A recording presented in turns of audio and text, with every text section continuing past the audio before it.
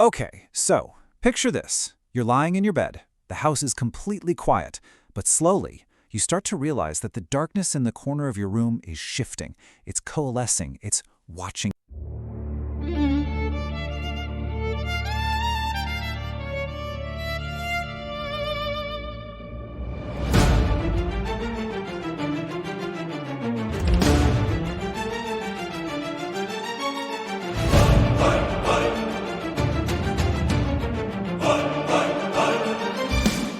Today, we're taking a really chilling exploration into the anatomy of extraterrestrial contact. We're going to look closely at 3 specific, highly documented encounters, and we're going to decode the true terrifying tropes of alien abduction. Just listen to these words for a second and really let them sink in. They come in the night to steal our most intimate property. They use us as genetic guinea pigs. Look, this isn't science fiction. This is the lived, visceral dread described in the detailed accounts we're unpacking today. It is the suffocating reality of being captive in an alien spacecraft, being hyper-aware that you are being watched, and waiting in absolute terror for what comes next. Okay, let's dive into this. Section 1, the unseen watchers. To see, the invasion rarely begins with a physical touch. More often than not, the very first breach of your security happens entirely inside your own head. This is a trope we call telepathic initiation. It's when contact is established strictly through the mind, allowing unseen entities to observe, guide, or literally manipulate a subject from afar. And let me tell you, the realization that you are being watched by an unseen intelligence, knowing something is quite literally inside the temple of your mind, it can be just as terrifying as being physically taken. To really understand this, we have to look at the case of Ida Cannonberg. Back in 1968, Ida experienced this profound telepathic intrusion. Suddenly, she was in constant, day-to-day communication with unseen personalities who flat-out claimed to be time travelers. These entities became this constant, invisible presence in her life, acting as these bizarre escorts through worlds completely unseen by the rest of us.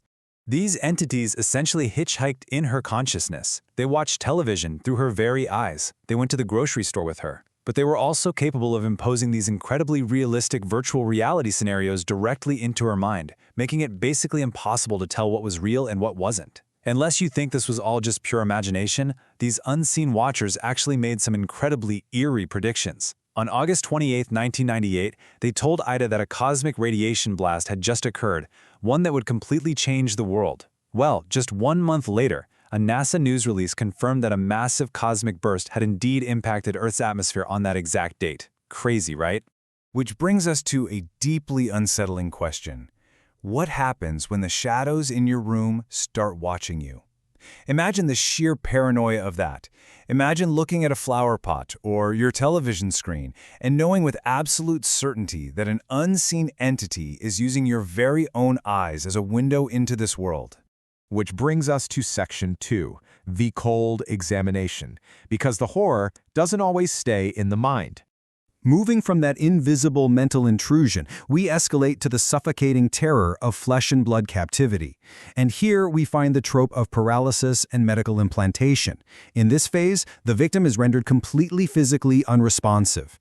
They're taken into this sterile, twilight-lit environment and subjected to highly invasive procedures. Think about that for a second. You are fully conscious, you can see, you can feel, but you are completely, horrifyingly unable to move your own body. Let's look at this sketch drawn by a French abductee, which documents her absolute earliest memory as a toddler. Her grandmother was sitting right there in the room, reading her a bedtime story, and suddenly, stepping right out of the solid wall behind her, was this little gray man with a huge bald head and these big black eyes. Her grandmother noticed absolutely nothing, but for that toddler, the nightmare had just begun. Now, what's really interesting about this slide is how her story continues at age 9, capturing the absolute helplessness of the event. She describes this strange, cotton-like silence falling over her room.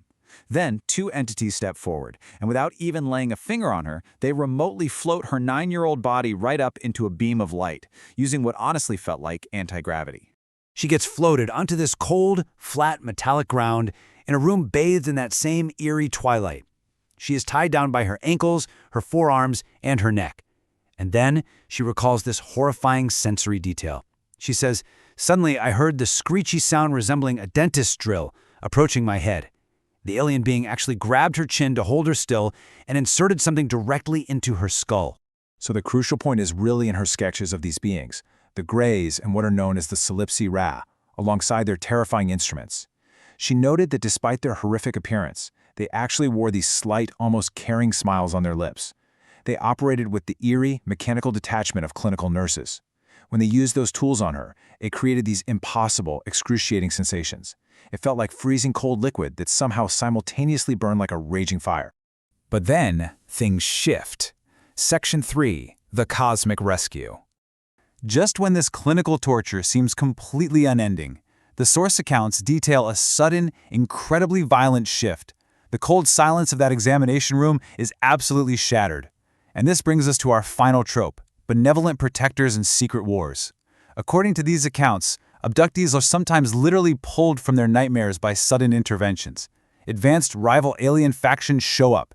It heavily suggests that humanity is caught right in the crossfire of a massive, unseen intergalactic secret war. Our French abductee remembers this happening with visceral intensity. During one horrific procedure, boom! There was a sudden blast of an explosion that literally blew a hole right through the wall of the examination room. Two men in heavy spacesuits rushed in, firing weapons with blinding flashes of blue light.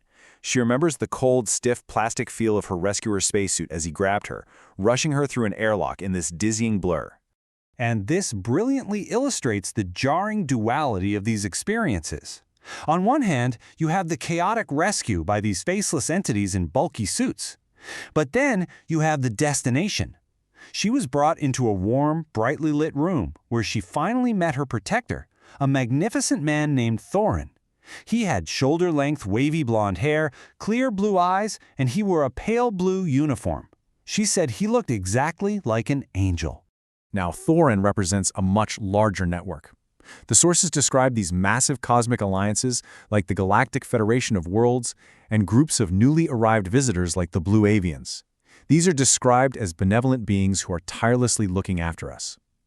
They are fighting for our protection in secret, actively working to dismantle the dark agendas of those malicious entities that steal humans away in the night.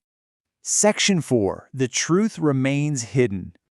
We've explored the telepathic intrusions, the cold medical terror, and those explosive cosmic rescues.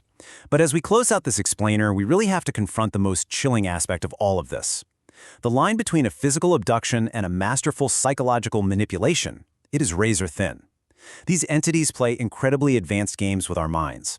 They leave behind a trail of confusing symptoms, missing time, deeply repressed memories that might not surface for years, and scenarios that blend virtual and physical reality so seamlessly that the victim's sanity is pushed to the absolute brink.